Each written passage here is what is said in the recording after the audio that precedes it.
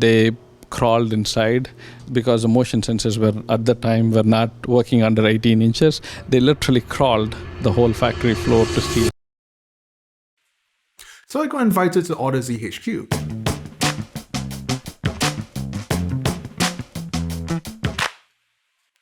Audeze. So when I went over to good old sunny California for the Can Jam weekend, I was then invited over to the Audeze factory / HQ by Sankar himself. Now, a brief background on who exactly Audeze is. Audeze is pretty much synonymous with the word planar headphone. When you think of a planar headphone or an orthodynamic headphone, one of the very few brands that should pop up in your head would be Audeze. Now here's the thing, Audeze isn't actually the first to create the planar headphone. That honor goes to Wharfedale with their whatever headphone that is. Timmy put it up on screen. And even after the Wharfedale headphone, there were plenty of other manufacturers who also threw their hat in the ring. For example, we have Fostex and we have Sansui, and then we also have Yamaha, who is one of the more famous of the three. Then there was a lull period between like the 1970s all the way up to the mid 2000s. Up to that point, people were just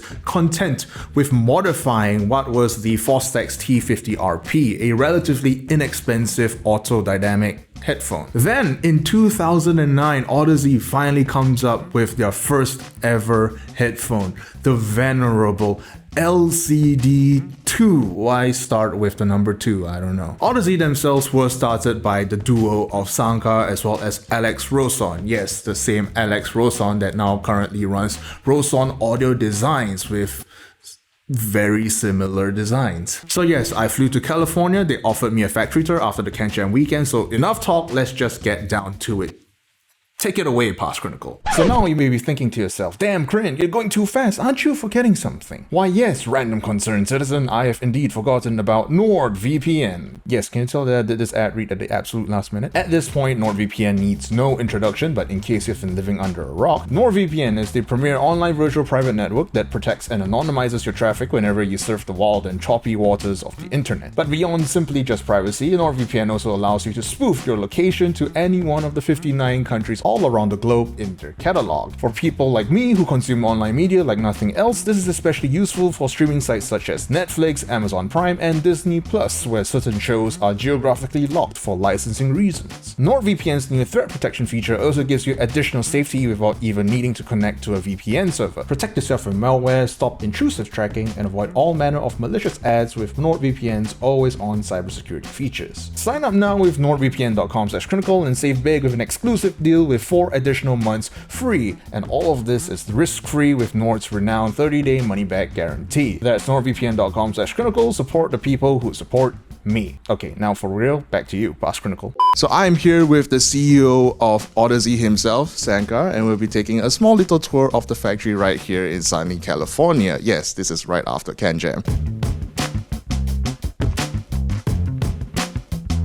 This is where all our thin film diaphragm manufacturing happens, all etching, everything happens in here. So 100% of every single Audeze driver gets made here. Fortunately, we can't show you anything inside here because a lot of it is confidential information, but you can take our word for it.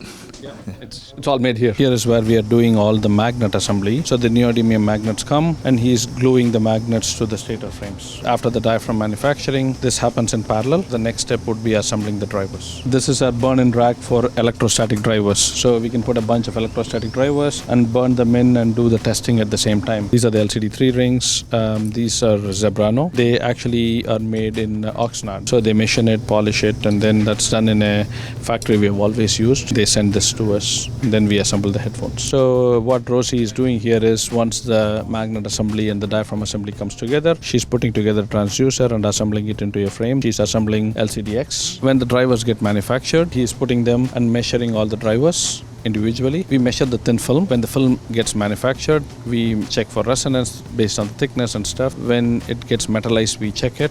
After etching, we check it. And then after the driver assembly, we check it. So we try to figure out which drivers pass, which drivers do not pass before we even assemble it into a headphone. So this is our original Neumann head. This was one of our first purchases at Audeze. This head was $10,000. And I was so afraid of buying it because I was like, I'm going to spend $10,000. And we were not even making headphones headphones and stuff. We were trying to get into the headphone stuff. But Joe here has been there from the very beginning with this, and we've used him. Every single headphone, high-end headphone, gets measured on this. Do you want to wear a jacket to make it look more official? A jacket on top of a hoodie. Yeah, let's do it. Let's do it. How do I look?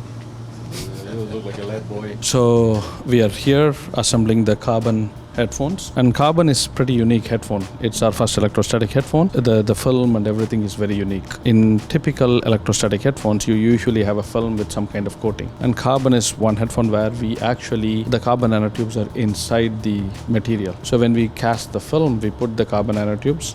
And by the way, carbon nanotubes are insanely expensive. A gram of carbon nanotubes is about $1,000. Yes, it's more like, 10 times more expensive than gold. Here is what you can see is a carbon nanotube film. This is the diaphragm for carbon, and you can see there's no coating on it. It's actually internal to the material. This carbon nanotubes have very unique properties. We can control the doping to make it more sensitive, less sensitive. So we have a lot of control over how we manufacture this film. And this is the raw film. Usually it's so thin, actually you can feel your fingerprints through that. Yeah. It's extremely lightweight also, yeah. Possibly one of the thinnest films in production of a headphone. Hi, my name is Joe. I work on the PVD machine you see behind me. What it does is basically, for example, if we want to deposit copper metal on a film, then we use this machine. We put a copper source in there, and it's subjected to a argon plasma gas, and because of that, it knocks off copper atoms from the source, and it gets deposited onto our substrate, and that way we can build up to whatever thickness we want. And then when we etch that with a laser, we have a circuit, and from that we can make the diaphragm for our headphones. Okay, so our headphones are so cool that people actually try to steal them. We have been broken into, I think, 3 times or something. We keep on increasing our security. This was the last time where they actually put a small hole. I cut a hole. They put a camera system that went all the way till there, and then they tried to see where the sensors are. Then they cut open the metal here and tried to crawl in. Then the alarms went off. They grabbed some random things and then ran away. It was bizarre. But the previous time it was even more bizarre. They stole a truck and tried to smash the door and came inside. So you said there's 3 heists. So there was this one, and then there was someone smashing a truck into. What's the first one? The first one was actually, there's videos on it. The first one was almost like Mission Impossible. This was just before we released the Elite in 2015. They crawled inside because the motion sensors at the time were not working under 18 inches. They literally crawled the whole factory floor to steal headphones. Was bizarre, but now we have more security, more things. Oh my God! Wow. Now that we are back in the privacy of a very nice little office, I would like to just ask you a few questions, if you don't mind. Sure. So I realized that when we're walking around, I've seen a few boxes marked that it was made overseas. So do you mind explaining what that is? In terms of manufacturing, every single transducer we make is made here. For all the high-end headphones also are made here. But some parts like earpads and other things we import. But with the gaming headphones and the filter, we make the transducers here and send them overseas for assembly. Taiwan, Malaysia, or even China. So that's where final assembly of some of our gaming headphones happen because of the volume. But the transducers themselves are made here. I guess the other question that most people would like to ask is, what's up with all the stealth revisions? Some of the LCD 2s or 3s can vary quite a bit when you go from early units all the way to late units. So maybe you have an explanation for that? When we started making these headphones, we were also learning how to make headphones. When we came in and around the same time, 2008, 2009 is when we started showing the headphones out. We had to manufacture the whole headphones. So we started using wood rings because we couldn't afford to make metal rings and stuff like that in the beginning. And then as we were learning, we got feedback from customers. Hey, this does not work for me, open cell foam on our original LCD2s. So we converted it to leather. As we started making revisions, at that time, even now to an extent, our philosophy is a customer is paying us money. We should make the best headphone that's possible for them. And we have full control of our manufacturing lines. It's not like we are ordering thousands of headphones headphones and making them. So if there is some improvement that we can make for us to be honest to our customer, we wanted to make them. So we made small changes. If the changes are significant enough, we would announce a revision. For example, in the LCD-X 2021, we made it, the revision was significant enough, it changed the sonic signature, so we announced it. Where do you exactly draw the line between like a minor revision that doesn't require any transparency versus one that is, again, large enough where you have to actually call it a completely different product altogether? Where's that line drawn? It's very difficult because sometimes all these minor changes accumulate together and it's significant enough, right? We also have other problems. It's not just we want to make a change because of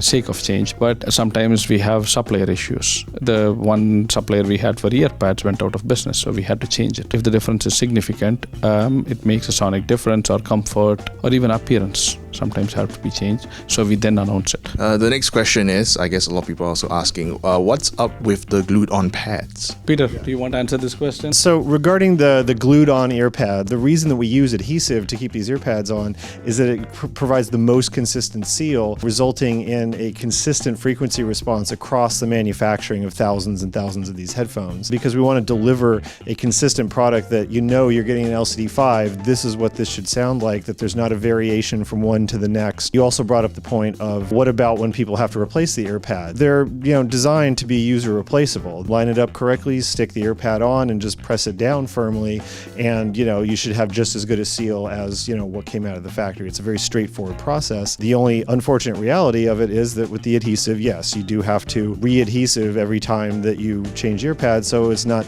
practical to swap in and out with other ear pads. Of course, we have made headphones in the past and in the future, like this Penrose, that do have easily swappable, user replaceable pads, and those are some of the lower price point headphones where maybe users aren't quite as demanding of the absolute consistency as they are on our super high-end LCD headphones. Since we are at the Audeze offices, the Audeze technically the factory as well, any sneak previews that you'd like to give the audience today? These are always hard. I'm not sure if we have anything that is fully ready for showing, but we are always working on super cool stuff. We have a lot more products coming down the pipeline. Okay, yeah, that's a very satisfying non-answer. So after the factory tour, we just continued to talk. We nerded out a little bit, we had a few discussions here and there, and more importantly, I got to hear new headphones. First of all, I managed to hear the very rare Audeze LCD-R. It's so rare to the point that most of you probably haven't heard of it before. I think about 20 units were made, and the reason why they were so special was because they're using a ribbon driver. Yes, the same ribbon driver that you see in raw requisite headphones. So yeah, I couldn't get a hold of them, and finally I managed to listen and measure a set. And what do you know? It's not very good. Here's the thing, no shade to Sangha, no shade to Audeze, but the LCD-R basically sounds like an old Audeze, and I don't like it. I still think it's interesting tech though, so it's very interesting that I got to listen to it, finally got to measure it, at least to add to the database. But if you ask me, if I ever were to buy one, it'll probably be forever relegated to like collector's item purgatory. Apart from that, I also managed to hear the Audeze CRBN, measured 2 units in fact. So what do I think of Audeze's very first electrostatic headphone? Drum roll! It's actually really good. Like, fuck me, it's really, really good. I don't want to give too many hard comments because at the end of the day, I only heard it for like 5 or 10 minutes, and the rest of the time I was again just talking with Sankar and just doing other things. In general, I would say that the Audeze CRBN is one of the better electrostatic headphones that I've heard. Not that that's a very high bar, because a lot of the other electrostatic headphones tend to have that 1000 hertz honk. And at the end of the day, I feel like the bass response of the CRBN is its weakest point, especially when you compare it next to something like the LCD-5 or God forbid, the LCD-4. Then again, all of this has to boil down to the whole like electrostatic versus dynamic versus planar thing. Planar headphones tend to have a lot more better bass because they tend to be a lot more tolerant with seal leakages. In terms of bass, I prefer planars above all else. It's just something that is after my own heart. So final thoughts. I just love to go around and see all the processes that finally make up my favorite headphones. Getting an inside view, the behind the scenes of a company as respected as Audeze has given me quite a lot to think about as well. Like when Audeze had just started, they were considered, the small fry. But nowadays they're considered like very much the big boys. They've expanded into, the whole gaming headset space, and to a certain extent, I would even call them mainstream. At least they have the volume to be called mainstream. But at the same time, you can see that they're still very much passionate people. They are involved with the whole in-house production side of things, to the point where they would actually ship out their own transducers to China, even though it's usually done the opposite way around. And stuff like this just makes me a lot more hopeful for the future of the headphone hobby. And in general, I'd just like to see a lot more manufacturers being more open about the processes that are happening behind the scenes. I know a lot of them have been very secretive with the things that they do, even though a lot of the things that they do aren't really, proprietary. They're just really secretive for whatever reason,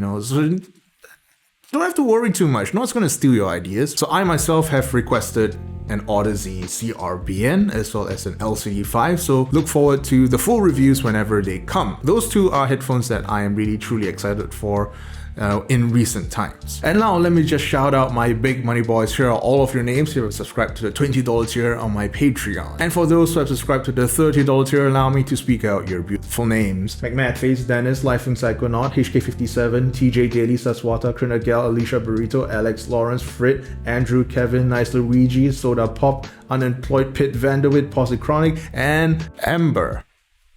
I thank you all. And that now concludes the Chronicles of Crinacle in California. For those who have met there, well, see you next year, and don't die.